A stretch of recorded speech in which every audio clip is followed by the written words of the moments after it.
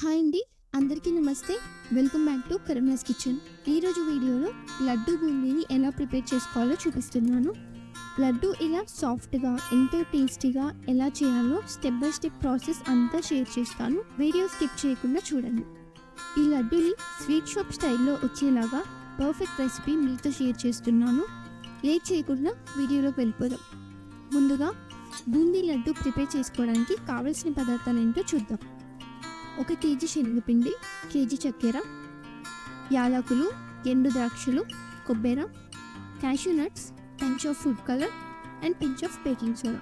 కావలసిన పదార్థాలు ఏంటో చూసాం కదా. ఇప్పుడు ప్రాసెస్లోకి వెళ్ళిపోదాం.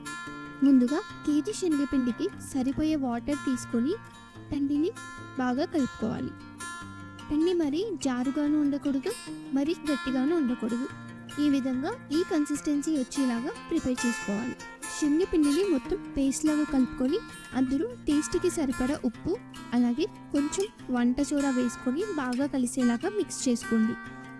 ఇప్పుడు ఫస్ట్ పాకం పట్టుకోవాలి.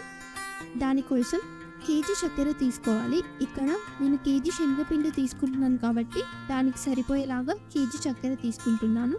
కేజీ చక్కెరలో ఒక 250 ml వాటర్ యాడ్ చేసుకొని ఇలా థిక్ కన్సిస్టెన్సీ వచ్చేలాగా పాకం పట్టాలి. ఇలా వచ్చాక మంటను లో ఫ్లేమ్లోకి టర్న్ చేసుకొని అందులో సన్నగా కట్ చేసి పెట్టుకున్న జీడిపప్పు పలుకులు, ఒక 2 స్పూన్స్ కిస్మిస్, 1 టేబుల్ స్పూన్ యాలకుల పొడి వేసి పాకం పట్టి పక్కన పెట్టుకోండి. ఇప్పుడు ఒక పెద్ద కడాయి తీసుకొని ఆయిల్ వేసి బాగా హీట్ చేయాలి.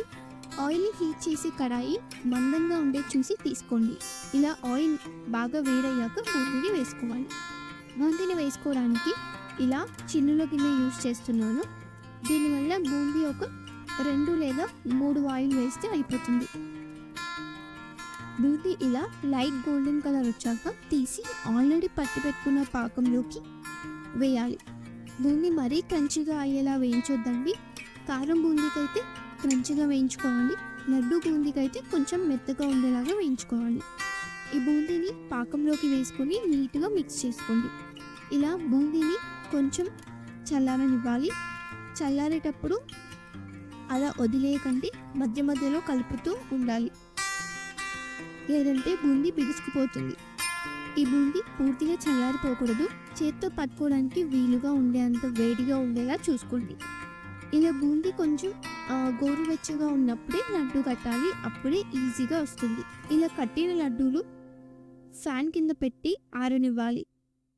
అందువల్ల డ్యూస్ పట్టకుండా ఒక 1 month వరకు ఫ్రెష్గా ఉంటాయి. అంతే అండి. ఈ ప్రాసెస్లో లడ్డు బూందీని మీరు కూడా ఇంట్లోనే ట్రై చేసి టేస్ట్ చేసి మీ ఫీడ్బ్యాక్ని కామెంట్లో షేర్ చేయండి. ఈ వీడియో నచ్చితే లైక్ చేయండి. మరిన్ని టేస్టీ రెసిపీస్ కోసం కరుణాస్ కిచెన్ని సబ్స్క్రైబ్ చేసుకోండి.